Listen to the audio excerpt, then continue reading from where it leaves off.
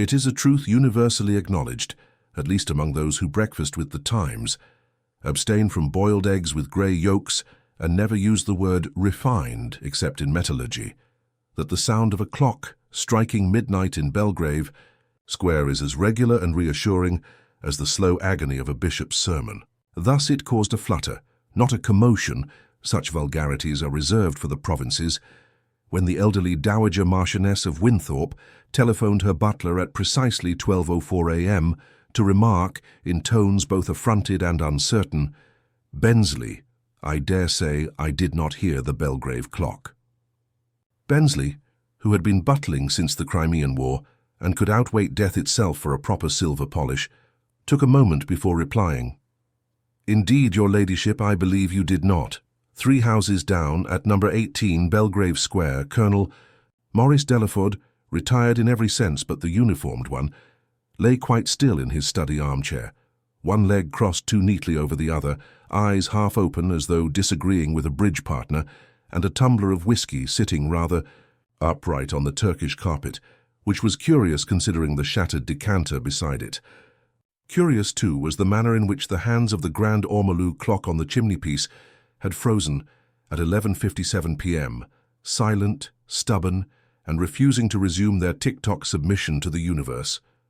Detective Inspector Moulton, who was sent from Scotland Yard, partly because it was Belgrave Square, and partly because his predecessor had once mistakenly accused the Belgian ambassador's wife of filching silver spoons, arrived by 7 a.m.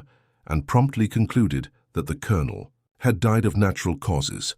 "Bit of a stroke, perhaps," he suggested to the housekeeper, who made a sound somewhere between a sob and a sniff. "No signs of struggle.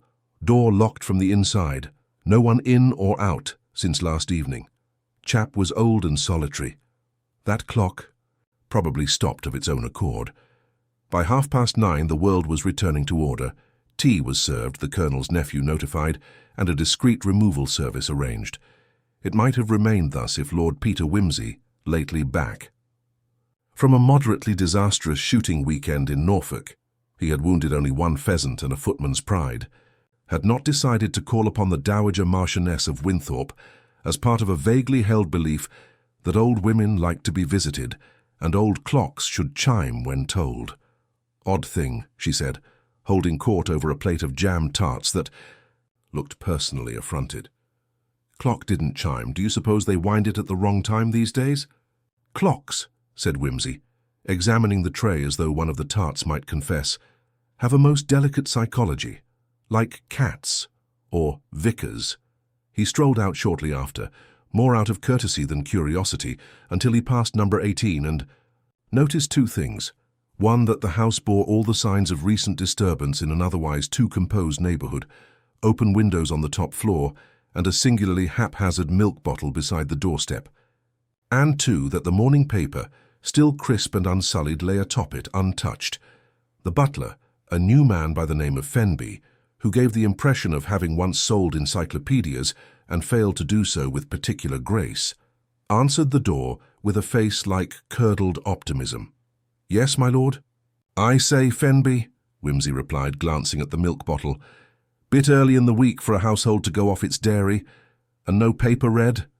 Colonel Delaford always struck me as the type to do the crossword in ink." Fenby's eyes widened. "Slightly. The colonel passed away last night, sir."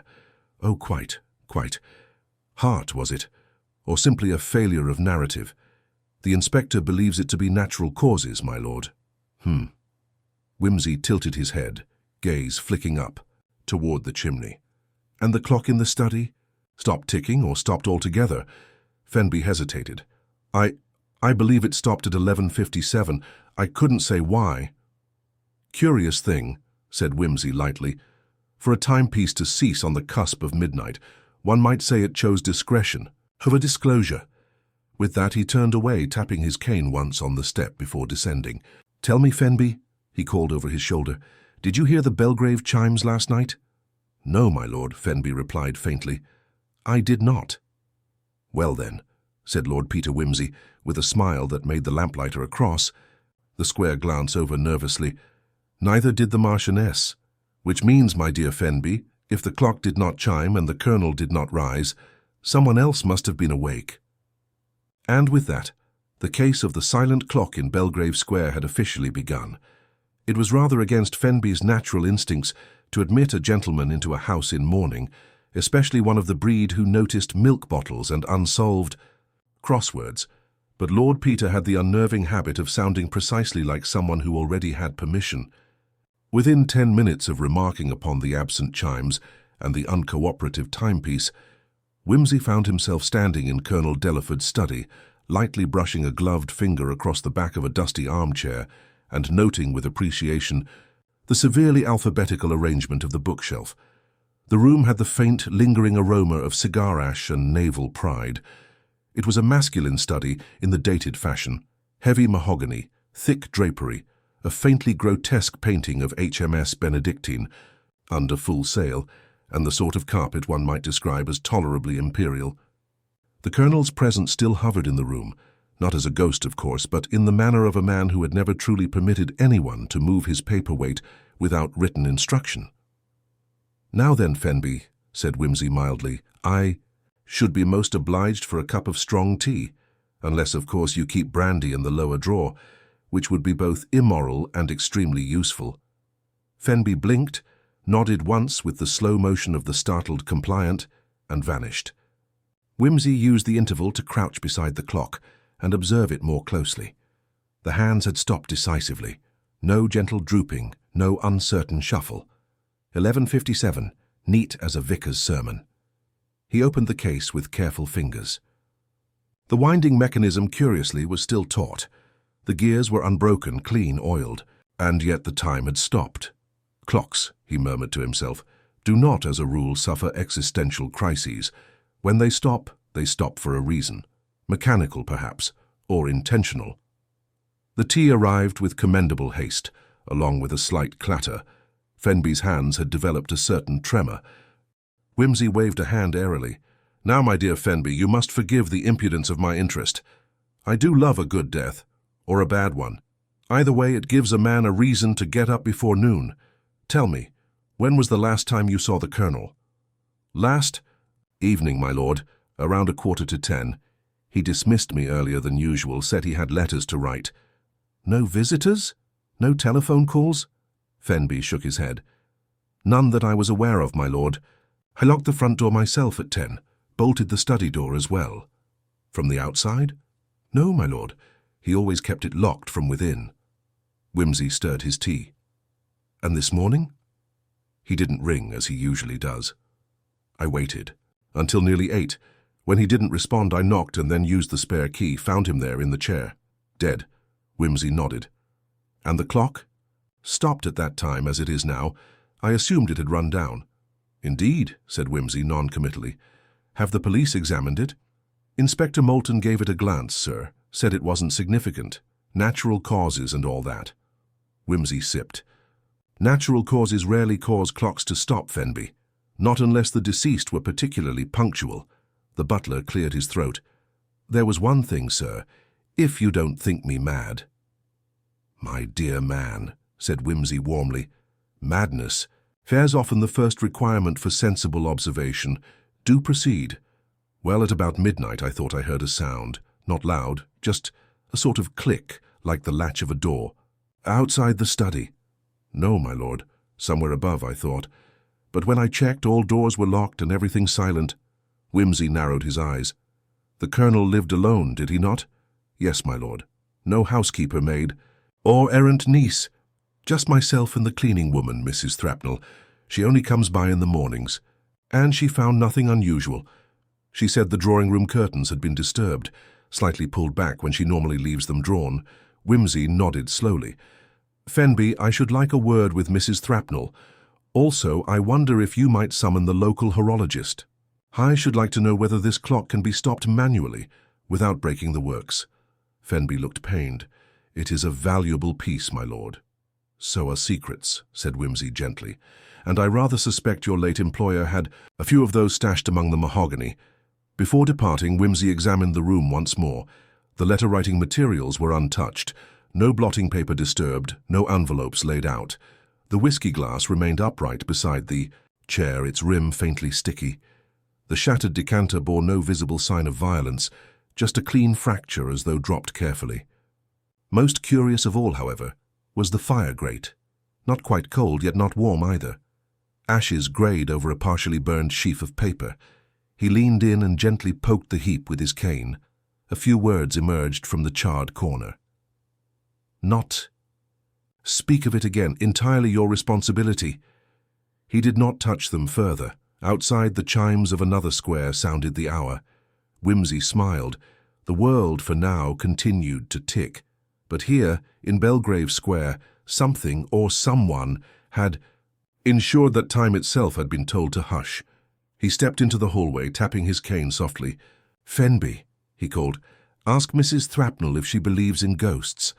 And so, beneath the solemn hush of a house in mourning, Lord Peter Wimsey began his first subtle incisions into the truth, with only an old clock, a shattered decanter, and a butler's tremor as his guide. Mrs. Thrapnell arrived mid-morning, clad in a formidable grey mackintosh, with a feather in her hat that had once been jaunty, but now looked more like a threat. She was the sort of woman who had scrubbed better houses than this one, and never let the furniture forget it. Wimsey, perched elegantly on the edge of the Colonel's writing desk, received her with an air of courteous interest, as though she were a duchess and he a visiting anthropologist. "I suppose you're the detective gentleman," she said, looking at him as though he might try to steal the fireplace. "An occasional dabbler in inconvenient facts, madam," Wimsey replied, rising. "Do sit down if you don't consider the chair beneath your standards." She sniffed and remained standing. "I've only got 10 minutes before I do the breakfast room curtains at Lady Havisham's. She gets twitchy if she sees dust before noon." "Indeed," said Wimsey. "I am told dust provokes hallucinations among the peerage." He paused, watching her eyes. "Now then," he said more gently. "You noticed something out of place this morning." Mrs. Thrapnell folded her arms. The drawing-room curtains had been tugged back, slightly, not open but disturbed. "Do you always leave them drawn?" "I do." Colonel didn't like his privacy interfered with, said daylight was vulgar. "Sound man," murmured Wimsey. "And you noticed nothing else? No marks, no objects moved?" She frowned. "A footstool was half an inch out of place. I didn't think much of it." "Footstools," said Wimsey, "can be profound sources of information, and you're quite certain you left it flush against the leg?" "I always do. I don't tidy." "Like some modern girls, all swoosh and perfume." "Indeed. And did the Colonel receive guests often?" She gave him a look. "Not unless they came to argue." "Argue? He had one here last week. Young man in a foul mood." I heard raised voices from the hall. Wimsey sat straighter. "And did you hear anything said?" "Only that the Colonel told him he was being ridiculous, and the young man said something about not being threatened. After that, I thought it best to continue dusting the upper floor." Wimsey looked amused. "Quite. Do you know this young man's name?" "I believe it was Mr. Locksley, Mr. Gerald Locksley. Said he was the Colonel's solicitor's nephew. Seemed angry and jumpy." Wimsey filed the name with the satisfaction of a man completing a crossword clue. He rose, thanked her, and escorted her to the door with a comment about the psychological resilience of breakfast room curtains. Once she'd gone, he turned to Fenby. "Has Mr. Locksley been notified of the Colonel's death?" Fenby looked uncertain. "The solicitor was notified. I suppose he might have been informed. Do obtain Mr. Locksley's contact details. I should like to speak with him before he has a chance to remember anything inconvenient." By late afternoon, Wimsey found himself seated in a sunless cafe in Kensington, tapping a teaspoon against his saucer, while Mr. Gerald Locksley, a slender, slightly oily youth with expensive shoes and a fretful mouth, fidgeted across from him. "I don't know why." "You wanted to speak to me," Locksley said, voice slightly too high. "I didn't see Colonel Delaford in weeks." Wimsey smiled kindly. "Oh, come now, Mr. Locksley, we both know that isn't true." Locksley flushed. "Look, I did go round once, about a week ago. It wasn't anything serious." "You shouted at him," said Wimsey cheerfully. "I didn't shout." "Only raised your voice in an expressive manner." Locksley looked away. "He threatened to change his will, said I was careless with money, that I was an embarrassment." "Are you?" "That's not your concern." "Everything," said Whimsy lightly. Is my concern, I'm afraid. You are the closest thing the man had to a dependent, correct? I'm not a dependent. I'm a relative. My uncle manages the estate. I was being considered for a trust. Ah, yes, but being considered is rather like being promised jam tomorrow. One can go quite hungry today. Locksley swallowed. I wasn't trying to harm him, if that's what you're getting at. No? Then why were you so eager to speak to the solicitor this morning? I wasn't. You left a message at his office at 7:45 a.m., before the death was officially announced. Quite prescient of you. Locksley's jaw stiffened. Someone from the house told me. Fenby, he hesitated. I don't remember. I do, said Whimsy, standing, and I remember when young men arrive to a cafe in perfectly tailored clothes, but forget their shirt cuff is stained with sealing wax. Rather a curious accessory for a modern gentleman. Not much use unless one has been fiddling with envelopes. Locksley looked down and quickly tugged his coat sleeve. I've said enough. Whimsy beamed. That, Mr. Locksley, is the first truthful thing you've said all day. He returned to Belgrave Square with his mind unusually quiet. It was not that Locksley was guilty. No, Whimsy thought he lacked the patience or cunning, but that Locksley had clearly been at the house, and far more recently than he claimed, and someone had let him in, or perhaps someone had expected him. Back at the house, Fenby was waiting. My lord, there's something you should see. He led Whimsy into the colonel's private bedroom. A drawer in the desk had been forced open. Inside lay a torn page from a diary, burnt at the edges but legible. The entry read, GL was here again, demanding, erratic. I cannot trust him. I shall speak with F about the letters. If anything happens, make sure the clock is examined. Whimsy read it thrice. The colonel was trying to leave a message, he said slowly. He feared for his life, and he knew the clock mattered. Fenby asked quietly, But, my lord, what could it mean? Whimsy's eyes gleamed. I think it means someone stopped the clock deliberately, perhaps to create an illusion, or to remove one. He looked toward the fireplace, and he feared someone would find those letters. Perhaps they already have. That night, Whimsy paced the study long after the lamps were lit. Outside, the square was hushed under the first wisps of winter fog. The colonel's death, dismissed as natural by a brisk inspector, now bore the shape of intent. The disturbed curtains, the sealed envelope, the burnt papers, the false time of death. Somewhere behind the rigid politeness of Belgravia, someone had pressed pause on a moment they wished to rewrite, and Lord Peter Whimsy, with his absurd monocle and infuriating quotations, intended to find out exactly why. It was shortly after 9 the next morning when Whimsy re-entered the colonel's study, a folded copy of the Times under one arm and a faint air of cheerful irreverence about him, as though he were attending a christening rather than meddling in murder. Fenby, who had developed a deep suspicion of Lord Peter's apparent lightness, met him in the hall with a set jaw and a silver tray bearing a sealed envelope. This came for you, my lord, delivered by hand. Whimsy accepted the letter with a raised brow. The envelope was a heavy cream, the handwriting unmistakably feminine, precise but slightly oversloped, the kind of script that took pride in being read aloud. He opened it leisurely, skimmed the contents and smiled with a pleased little murmur. Ah, Miss Gwendolen Carstairs, he said aloud. The late colonel's secretary for 2 years and now retired to Bournemouth on account of a neural condition. She has, it seems, remembered a great many things she previously forgot. Fenby, trying not to frown openly, asked, Will she be coming here, sir? No, said Whimsy. She has a rather intimate relationship with her heating pad, but she has agreed to speak by telephone. Meanwhile, I wish to ask you something tedious and mildly intrusive. Fenby blinked. Curtains, said Whimsy. Curtains, my lord? Indeed. You see, I have developed a most alarming theory about them, and theories must either be tested or put down. He led Fenby into the drawing room and pointed to the set of thick velvet drapes which framed the tall windows.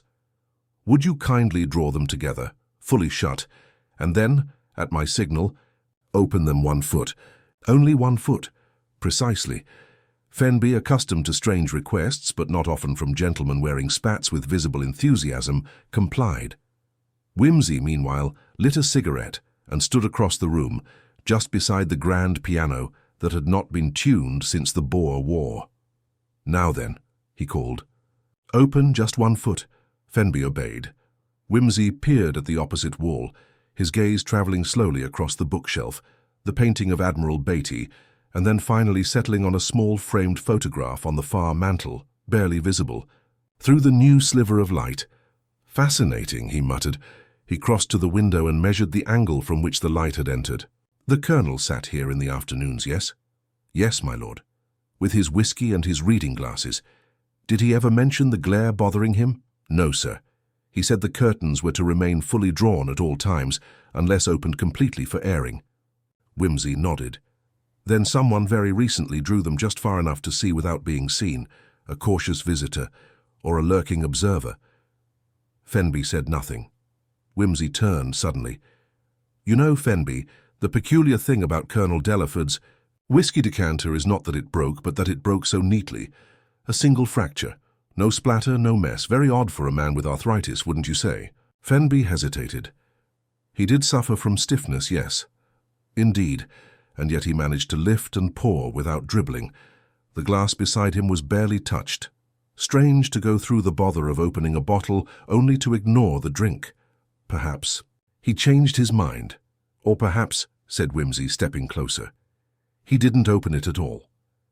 There was silence for a moment, broken only by the sound of the study's old grandfather clock, which was still ticking with dutiful monotony, unlike its silent cousin on the mantel. Wimsey turned and wandered into the Colonel's bedroom once more. The drawers remained partially open where the torn diary page had been found. He pulled one open further and studied its contents. Letters, some in wax-sealed envelopes, others in Colonel Delaford's stern hand. One envelope, yellowed and brittle, bore the initials HCD and a date from 15 years prior. He opened it and scanned the contents. It was a letter of withdrawal, from an engagement perhaps? No, a business arrangement. Someone named Humphrey Carstairs, clearly the secretary's brother, had been removed from a joint financial venture on grounds of dishonourable speculation. Wimsey leaned back, tapping the letter against his palm. "Fenby," he called, "would you be so good as to fetch me a map of Belgrave Square?" The butler returned a moment later with a fold-out local district plan. Wimsey laid it across the Colonel's desk and studied the layout of the houses, his index finger trailing from number 18 to the eastern side of the square. "Who lives directly opposite?" he asked. "That would be Lady Viola Trentham. Widow. Deaf in one ear, keeps cats, refuses to install electric lighting in her dining room. Splendid, we must call on her." Fenby blinked. "Call on Lady Trentham?" "Indeed. You see, she has a direct view of these windows, and cats, unlike clocks, do not lie." An hour later, Wimsey was seated in a parlour that smelled unmistakably of lavender and boiled cabbage. Lady Trentham, who was at least 90 and resembled an angry biscuit tin, listened to his questions with suspicious interest while a Siamese cat chewed the fringe of her shawl. "Did you perchance observe anything unusual at the Colonel's residence 2 nights ago?" she sniffed. "They never turn on proper lights, always lurking in gloom like Quakers. But yes, I saw someone." Wimsey sat forward. "At what time?" "Quarter to midnight. My cat had just coughed up something. Dramatic under the footstool. I do hope the cat is better now." "She's plotting something," said Lady Trentham darkly. "But yes, I looked across and saw someone in the window, just a silhouette, standing, watching, curtains barely parted. Tall, average. Could have been a man or a large woman, but still as a corpse, just watching." "Watching what, do you think?" "The square, or the clock tower, or the Colonel." Wimsey stood, deeply thoughtful. "Lady Trentham, you are a marvel of precision and observation." "I am not," she said tartly, "but I am always right. Back in the study at number 18. Wimsey stood before the silent clock once more. The time had been stopped intentionally. The decanter shattered, perhaps to make it appear as though something dramatic had happened. The curtains disturbed, not to let light in, but to see something. Outside. And someone had stood there silently observing, just minutes before the presumed time of death, yet the death itself bore no marks of violence, no injection site, no poison found, no wound. Just a still body, slumped in an ordinary chair in a locked room. Whimsy stared out the window at the square, his breath fogging slightly against the pane. Someone had stopped time, not just metaphorically, but literally, mechanically, publicly, and in doing so, had tried to control the narrative down to the very minute of the death. A false chronology, a performative crime, and an audience, possibly more than one. He tapped the glass, almost to himself. "Let's see," he murmured. What stops a clock, opens a curtain, breaks a decanter, and leaves no mark on the man it kills. And then he smiled. A slow, thin, dangerous smile, as though he had just remembered something extremely inconvenient for somebody else. He picked up the telephone and rang the yard. "Do be kind and send Inspector Moulton to me. There's a most delicious possibility I'd like to run by him before I decide whether to let him keep his badge." Inspector Moulton arrived at precisely 4:30, appearing slightly less enthusiastic than a man summoned to a dentist. On his day off, he entered the study with the slow reluctance of one who had been enjoying a tepid bun and an uneventful report pile. Lord Peter greeted him with a cordial wave and a cigarette already halfway to his lips. "My dear Moulton," Whimsy said brightly, "you've come just in time to watch a gentleman make a nuisance of himself. I hope this isn't another." "One of your puzzles, Lord Peter," said Moulton with polite wariness. "We've already listed it natural, old age, heart, no struggle, locked room. It's not the sort of case that needs theatrical staging." Whimsy tilted his head. "But theatrical staging, Inspector, is exactly what it does need, because someone's already staged it once, badly, I might add." Moulton's sigh contained many sentiments, none of them printable. Whimsy gestured toward the silent mantel. Clock, its golden hands still pointing mutely to 11:57. A clock that stops without losing spring. A whiskey glass full but untouched. Curtains drawn, then parted precisely 12 inches. And a body found in the locked study. Posthumous, respectable, unbloodied, and very, very convenient. "Still not proof of murder," said Moulton flatly. "Eccentricity, maybe, but no cause of death. The doctor found nothing." "Because," said Whimsy, now pacing slowly, "the cause of death was time itself. Or rather, the illusion of time. Someone manipulated the timeline of events and very nearly got away with it." He paused and tapped the window pane. "Let's test the narrative, shall we? According to everyone involved, Fenby, Mrs. Thrapnell, the neighbors, the colonel dismissed the staff by 10. No one heard a sound after that. He was discovered at roughly 8 the next morning, the door locked from inside, the decanter smashed, clock stopped at 11:57. But all of this," Whimsy tapped his cane once against the floor, "could have been manufactured after the fact." Moulton raised a brow. "You think the time of death was earlier?" "Quite the reverse. I think it was later, perhaps even the next morning." Whimsy turned, his expression sharpened by focus now. "Imagine, Inspector, if the colonel was alive until some time after dawn, but someone familiar with the household, with keys and access, arranged the scene to suggest he died before midnight. That way, any number of awkward visits or interactions, say with a nervous solicitor's nephew, could be conveniently excluded from suspicion." Moulton frowned. "You'd need to falsify everything." "Precisely. Which is why I asked." "You hear? I intend to reconstruct the timeline in reverse. Come, let's walk it together." Whimsy led Moulton to the study door. "Fenby says the colonel always locked this door from within. Logical if he wanted privacy. But Fenby also had a spare key, yes?" Moulton nodded. "Now, if someone entered using that spare, after the real time of death, they could lock the door behind them on exit. Make it appear as though it had remained locked all night." "Unless someone saw them," said Moulton. "Ah, but we know they were seen. A silhouette at the drawing-room window, curtains parted just enough to see out, seen by Lady Trentham across the square. She assumed it was the colonel. But why would a man stand silently in a darkened room facing out, minutes before death?" Whimsy crossed to the chair where the body had been found. "And now consider the position of the body. Sitting upright, legs crossed, almost tidy, wouldn't you say?" "It looked natural," said Moulton. "Too natural. Staged." Whimsy picked up a notepad and flipped it open. "I've just come from speaking with the colonel's physician. There's something interesting. The colonel had recently switched medications. a mild sedative to help with sleep with a curious side effect.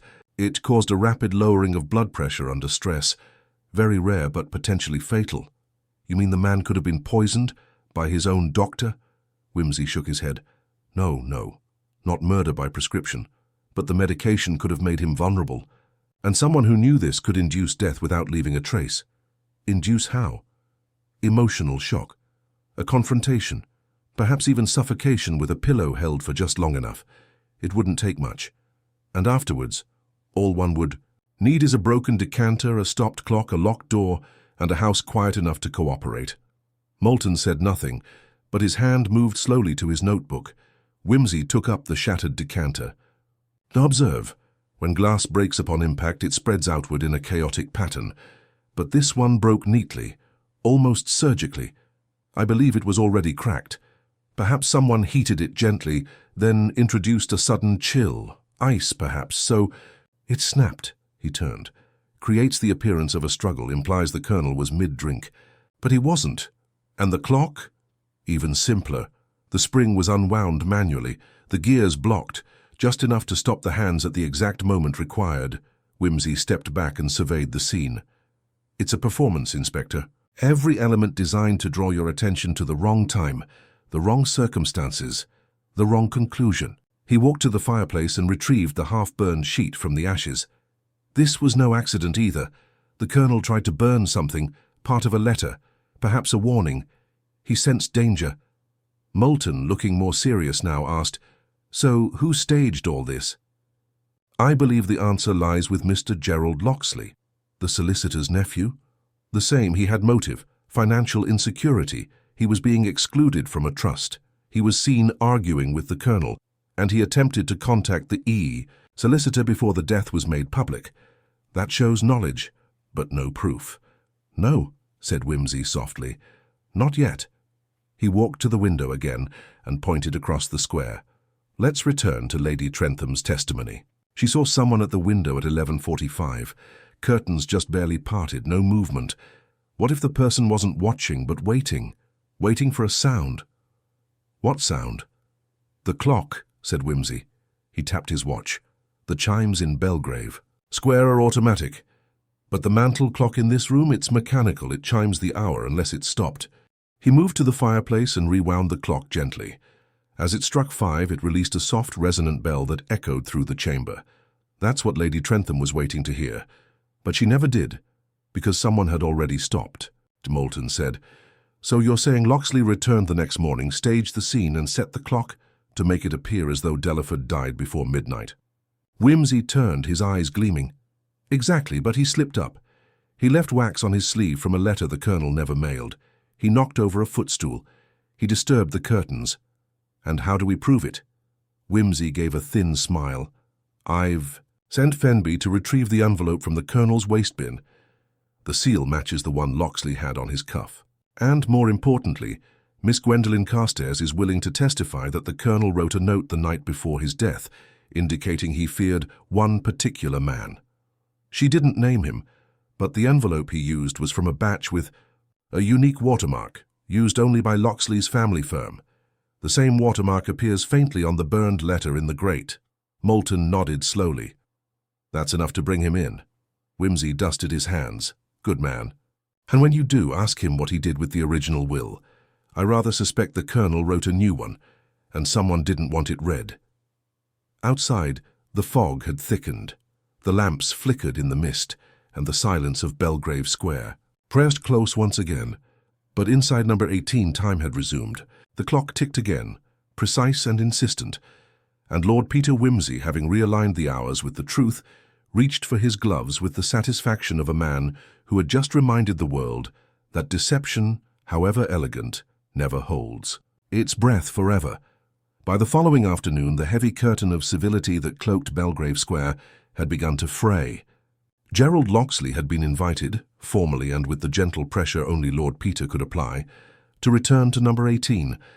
The letter of invitation, hand-delivered and signed with an unnecessarily baroque flourish, made it clear that a failure to attend might result in a most inconvenient sequence of inferences, possibly legal in nature.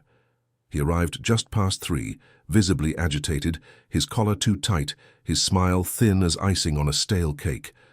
Wimsey greeted him in the Colonel's study with exaggerated warmth and offered tea, which Locksley declined, then brandy, which he accepted without grace. Moulton, standing at the window with the stiff patience of a man rehearsing an arrest in his head, nodded curtly as the young man entered. "Thank you for coming, Mr. Locksley," Wimsey said, motioning for him to sit. "We find ourselves in need to have a few clarifications, and I must say your family's stationery has become quite the topic of conversation." Locksley's mouth twitched. "I told you I came by last week, that's all." Wimsey folded his arms. Yes, but you neglected to mention that you also came the next morning, after the Colonel was already dead." Locksley flushed. "That's not true. We have a housekeeper's testimony, a matching wax imprint, and a partial letter from the fire grate, all suggesting otherwise. But let's not quibble over trivialities. I'm far more interested in what you were looking for." Locksley stood abruptly. "I've had enough of this."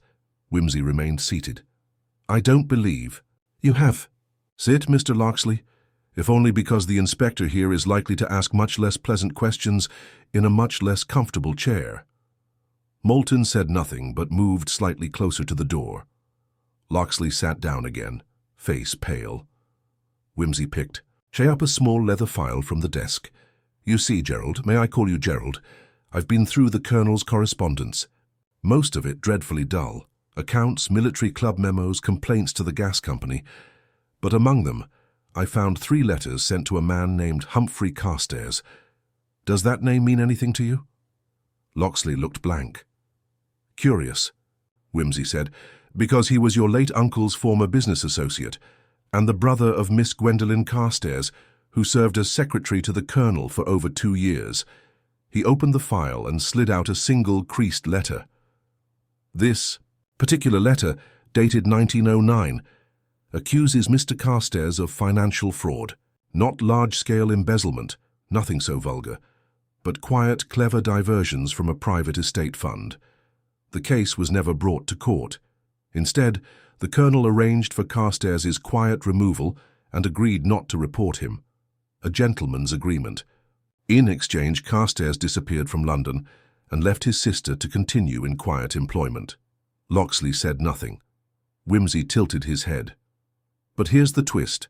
After the Colonel's heart attack last year, he resumed contact with Miss Carstairs, who was by then living in Bournemouth, and in their letters he refers repeatedly to the boy. He believed you, Gerald, were being manipulated, not merely spoiled or foolish, but exploited." Still nothing from Locksley, but a slight change in his breathing. Wimsey leaned forward. "You're not merely a nephew by convenience, are you? You're Humphrey Carstairs' son. Illegitimate, I imagine, hidden away after the scandal. The Colonel took pity. He believed you'd been placed in his life as a sort of reconciliation, so he set aside funds for you.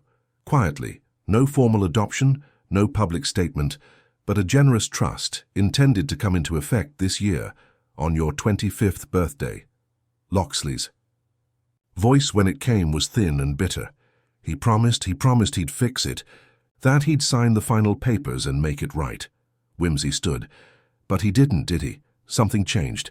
He began to suspect your intentions. Maybe he overheard you on the telephone. Maybe you demanded the money too soon. Maybe you threatened him." Locksley sprang to his feet again. "I didn't kill him. I didn't lay a finger on him." Wimsey nodded. "I believe you, but I believe you frightened him. And a man in his condition, on new sedatives, vulnerable to sudden blood pressure drops, well, you needn't have laid a finger on him." Locksley sank back into the chair, stunned. "I came to talk," he said weakly. "Just to talk. I wanted to force him to finally act, to stop delaying. And when he collapsed, I panicked. I didn't know what to do. I didn't want it to look like an argument, like I'd caused it."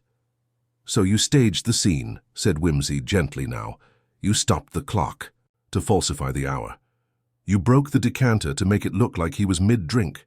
You left the door locked and let the world think he died alone in his chair at midnight. And you hoped, foolishly, that no one would notice the curtain moved or the footstool shifted or the fireplace still faintly warm." Locksley covered his face. "I only wanted what I was owed." "And in doing so," said Whimsy, "you killed the chance of ever receiving it." Moulton stepped forward and placed a firm hand on Locksley's shoulder. "You'll need to come with me, sir." Whimsy watched in silence as the inspector led the young man out. The study seemed quieter now, as though it had finally exhaled. When the door closed, Whimsy crossed to the fireplace, removed the clock, and gently reset it to the correct time. "Tick-tock," he murmured. The illusion of time undone. Fenby entered moments later. "My lord, shall I tidy the room?" "In due course," said Whimsy. "But first, there's something I must do." He walked to the Colonel's desk, opened the lower drawer, and retrieved a folder marked Private. Inside were the unsigned trust papers, neatly typed, all in order, all missing a signature. He held them up to the light, then folded them carefully. "Poor devil," he muttered. "Guilt without malice, grief without closure." The next morning, Whimsy sent the papers to Miss Gwendolen Carstairs, along with a brief letter. "My dear Miss Carstairs, the Colonel's last days were marked by uncertainty, but his intentions, however muddled, were genuine. I enclose documents he may have planned to sign. Their legal standing is now moot, of course, but perhaps you will find some comfort in them. Yours with every regard, Peter Whimsy." Later that day, Whimsy sat alone in the Colonel's study, once more bathed in the gentle ticking of the restored clock. He lit a cigarette and stared at the armchair where the old man had died, not of murder perhaps, but of pressure, miscalculation, and secrets too long suppressed. A double life, a double inheritance, a double grief. Outside, Belgrave Square returned to its habitual quiet, as if death and deception had simply brushed through like a passing fog. But Whimsy, sharp-eyed and smiling faintly, had seen the fracture in the pattern and, with a light hand, stitched the truth back into place. Time, once interrupted, had resumed, and now it was ready to move on. The days that followed the arrest of Mr. Gerald Locksley proceeded with a predictability that would have bored even the most diligent constable. Witnesses were interviewed, statements taken, and the machinery of justice creaked into motion. Yet, as Lord Peter Whimsy well knew, the surface of a case was often a mere reflection of shadows beneath. And shadows, unlike clocks, were not always what they seemed. It was on a damp Tuesday morning, the sort of day when London's fog settled like an indifferent guest, that a messenger arrived at No. 18 Belgrave Square, bearing a letter sealed with the unmistakable crest of the Delaford family. The envelope was addressed to Lord Peter himself, penned in a precise and hesitant hand.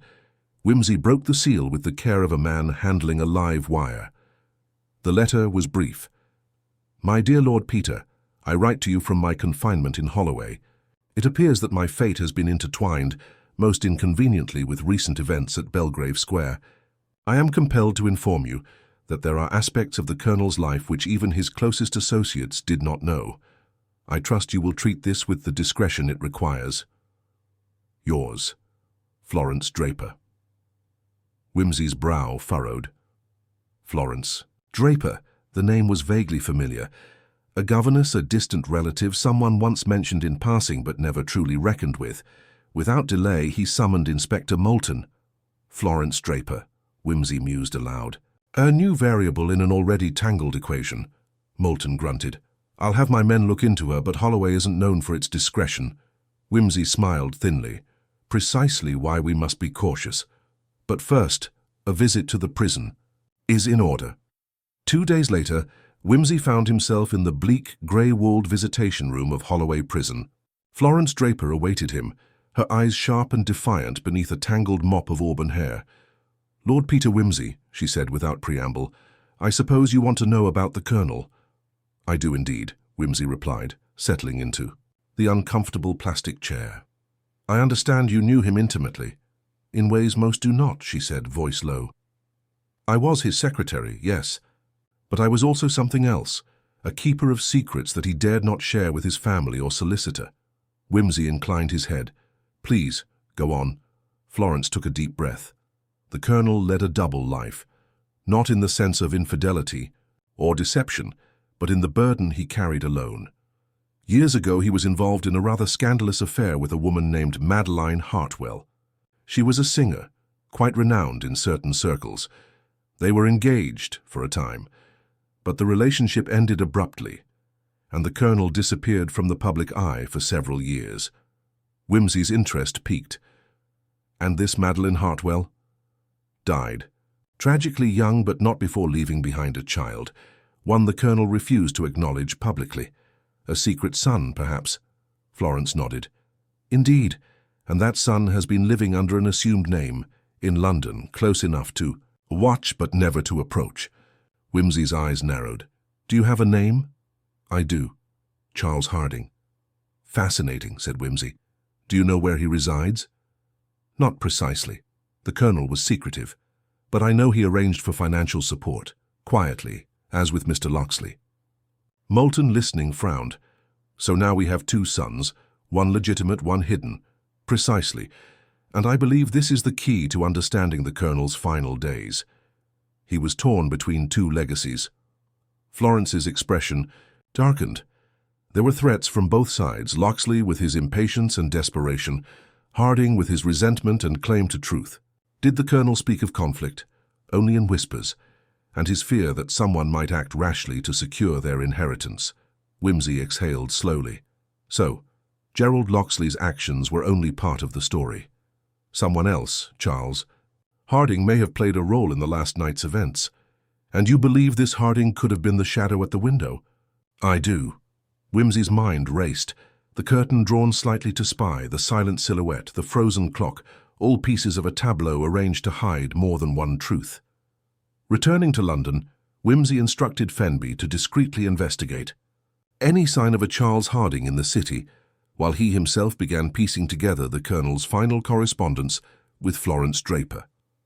Letters, hidden beneath layers of officialdom and discretion, spoke of mounting tension, a meeting planned for the very night of the colonel's death. The plot thickened. Further inquiry revealed that the colonel had intended to confront Harding, to resolve the tangled affairs of his past before his health failed completely. Florence's last letter to Wimsey hinted at a final confession, hidden within a sealed packet entrusted to her. With permission secured, Wimsey and Moulton returned to the colonel's residence, searching the locked drawer where the colonel kept his most private papers. Beneath layers of dust and forgotten receipts they found the packet, a sealed envelope marked simply, "For Lord Peter Wimsey, to be opened only in the event of my death." Inside was a confession written in the colonel's precise hand.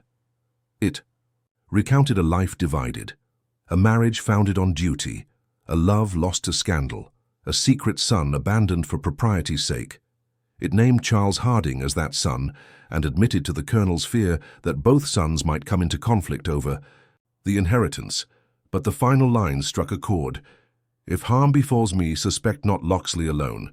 Harding's presence in London is no accident. I dread what might come of this meeting." Wimsey folded the letter, weighing the implications. "This changes everything," he said softly. Moulton looked uneasy. "You think Harding had a hand in the colonel's death?" "Not yet," said Wimsey, "but he certainly had a motive, opportunity, and enough grievance to act." The clock on the mantel ticked steadily, its hands sweeping past 6 o'clock as Belgrave Square awaited its next revelation.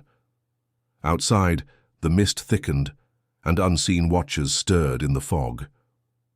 For every shadow cast, there was a secret lurking behind, and Lord Peter Wimsey, armed with newfound knowledge and a sharpened sense of timing, prepared to unmask the final player in this deadly drama.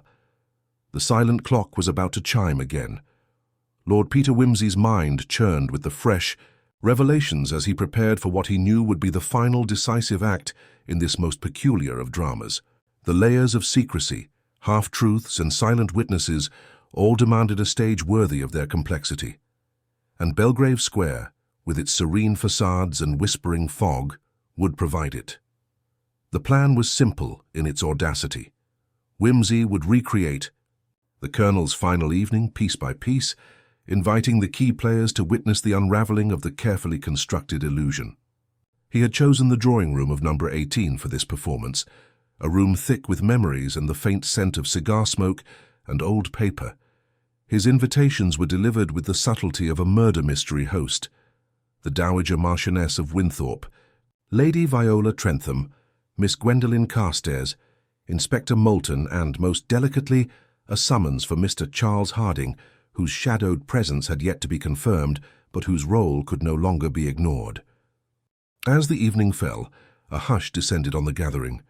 The room, softly lit by gas lamps and the flicker of a coal fire, seemed to hold its breath in anticipation. Wimsey, standing by the silent mantel clock, surveyed his audience with a faint smile. "Ladies and gentlemen," he began, voice clear and deliberate, "we are gathered not merely to commemorate a man's passing, but to witness the unveiling of a truth so meticulously concealed that it has confounded even the keenest minds." He gestured toward the clock. This clock, as many of you know, stopped at precisely 11:57 on the night Colonel Delaford died. A moment frozen in time. But was it the moment of death or the moment when time itself was manipulated to deceive? The assembled listeners exchanged glances, the air thick with tension. Wimsey continued, pacing slowly. "We have heard testimony, some candid, some reluctant, that Mr. Locksley, the Colonel's nephew, came to the house twice that night. His presence, desperate and fraught, was no secret to those observing the square. Yet as compelling as his story is, it does not account for all anomalies." He paused, eyes flicking toward the heavy velvet curtains drawn tightly over the windows. "Enter Mr. Charles Harding, the Colonel's secret son, a man of shadowed identity and unspoken claims. Though absent in person, his influence has been felt in threats, in letters, in fear." At that, the door opened quietly and a tall figure stepped into the room. The room's eyes turned sharply. Harding, pale and resolute, met Wimsey's gaze without flinching. "Ah, Mr. Harding," Wimsey said, inclining his head. "We were beginning to think you might miss the show." Harding nodded. "I came as soon as I could. I have much to say." "Indeed you do," Wimsey agreed. "But first let us revisit the night itself."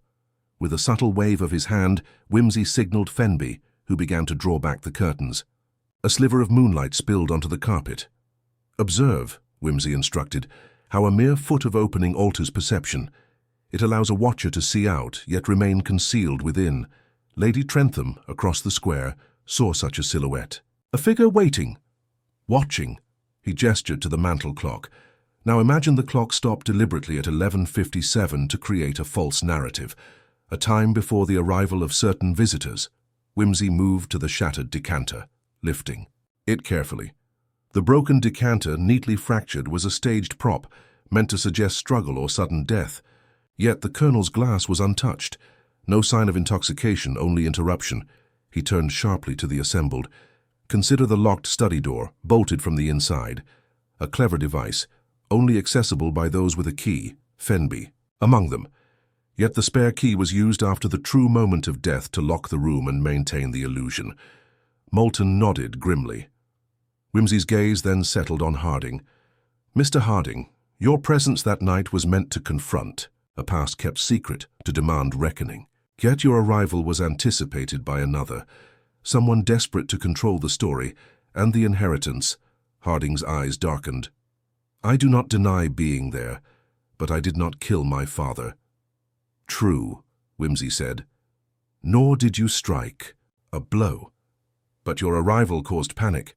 Mr. Locksley, fearful of exposure, acted rashly. The sedative medication the Colonel took made him vulnerable to shock. A sudden confrontation could prove fatal." He turned to Locksley, who stood quietly by the door, escorted by Moulton. "You staged the scene," Wimsey said calmly. "But you did not kill. The death was caused by fear, misunderstanding, and timing, a tragedy born of secrets and silence." The room was silent except for the ticking of the mantel clock, steady and unyielding. Wimsey stepped forward. "To conclude this evening's revelation, I shall demonstrate precisely how the clock was stopped, the decanter broken, and the room locked, all to conceal the truth of a death that was as much accident as consequence." He moved to the clock, lifted its face and pointed to the gears. "With a simple catch, one can halt the mechanism, freezing time. With a practiced hand, a delicate glass can be fractured without shattering. The door locks can be manipulated to appear undisturbed." As he spoke, Fenby performed the actions with precise grace, each move a silent testament to the careful orchestration of deception. Wimsey turned to the room. "This, ladies and gentlemen, is the anatomy of a crime of Appearances. The Dowager Marchioness, clutching her lace handkerchief, murmured, "Quite the spectacle." Lady Trentham gave a small nod, her cat settling on her lap. Miss Carstairs' eyes glistened with relief. Moulton looked impressed despite himself. Harding, pale but composed, bowed his head. Wimsey concluded, "Let us remember Colonel Delaford as a man of complexity, torn by duty and divided loyalties. His death, while untimely, was not a murder in the traditional sense, but a fatal intersection of secrets long buried and pressures long borne." He glanced at the silent clock, now ticking steadily once more. The clock has been restarted. The truth finally told can move forward.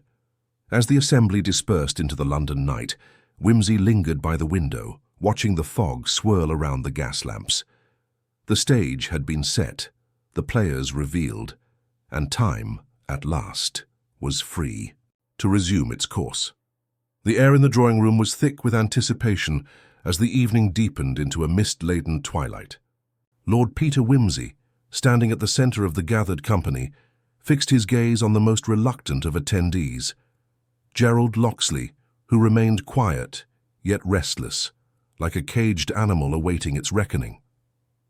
Now that the stage is set, the players gathered and the secrets laid bare, Wimsey began, "It is time to reveal the full chain of deduction that unravels this tangled web of deception."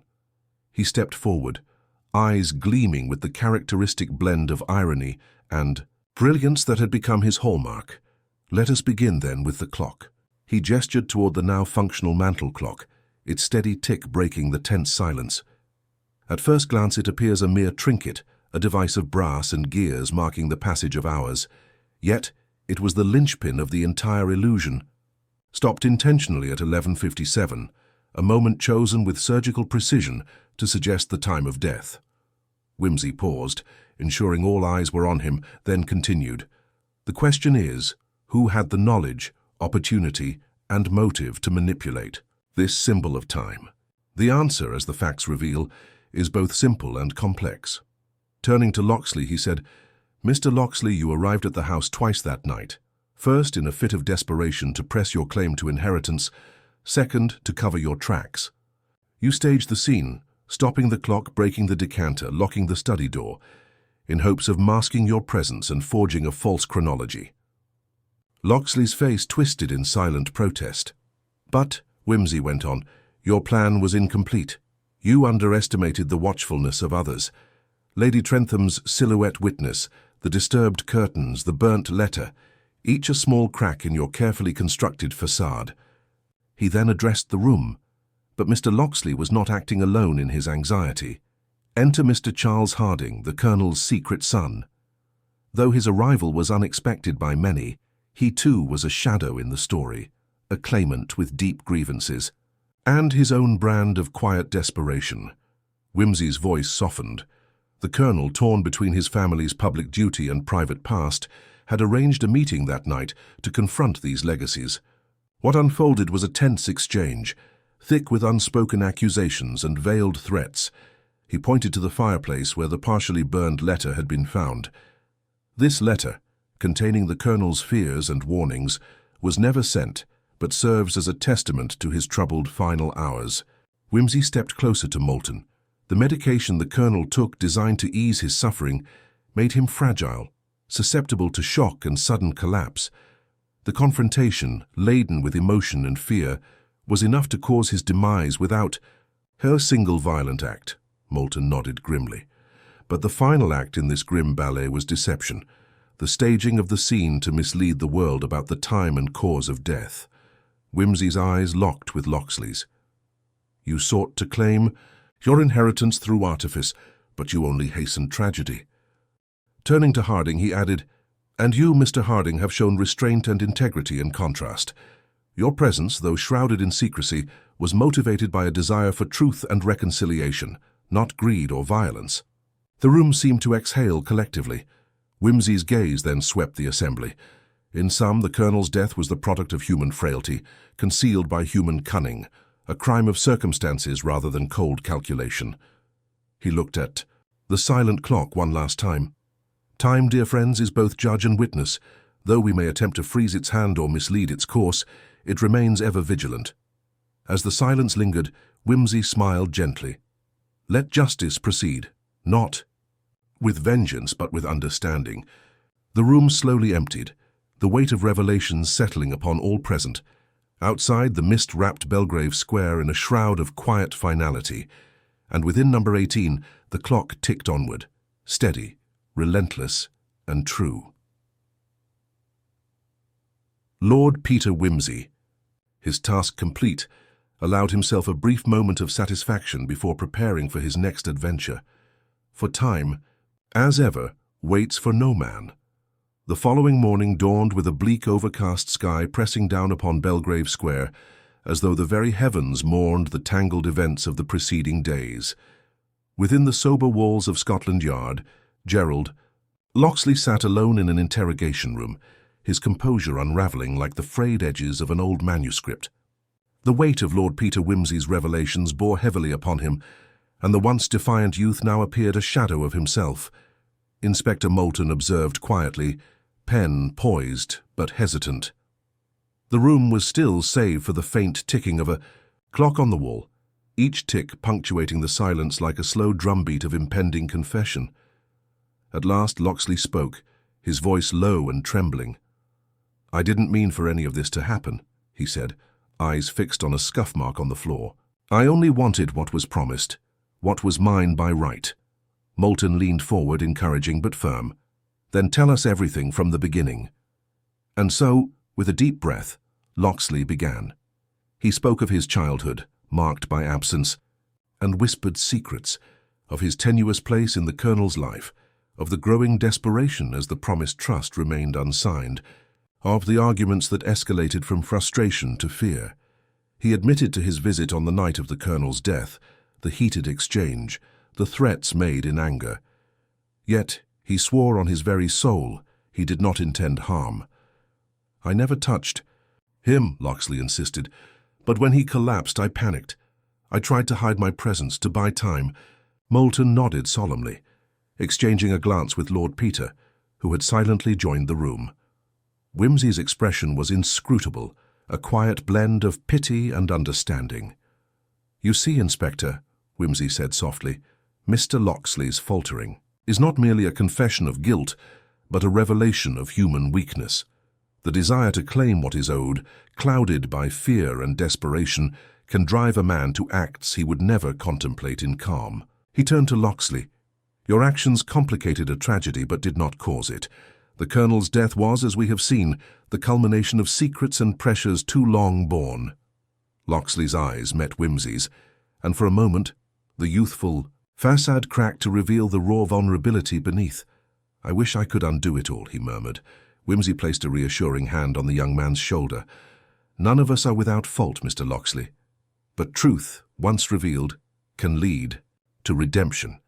As the formalities of arrest and charge were set in motion, the news rippled quietly through Belgrave Square. The Dowager Marchioness expressed her relief that justice in some measure had been served. Lady Trentham, ever the guardian of propriety, muttered about the folly of secrets. Miss Carstairs quietly thanked Lord Peter for bringing light to darkness. Back. In the quiet of number 18, Wimsey took one last survey of the study. The mantel clock ticked steadily, its rhythm a testament to time's unwavering passage. He lit a cigar, inhaling deeply. "Another case closed," he mused. "Another dance with time and truth." He paused, then added with a faint smile, "And yet one wonders if the clock ever truly stops, or if it merely waits patiently for its next cue." With that, Lord Peter Wimsey donned his coat and stepped out into the London mist, leaving behind the silent clock and the secrets it had kept. Belgrave Square returned to its veneer of tranquil elegance, but for those who knew, the echoes of one final chime lingered, an echo of justice, revelation, and the fragile ticking of human frailty.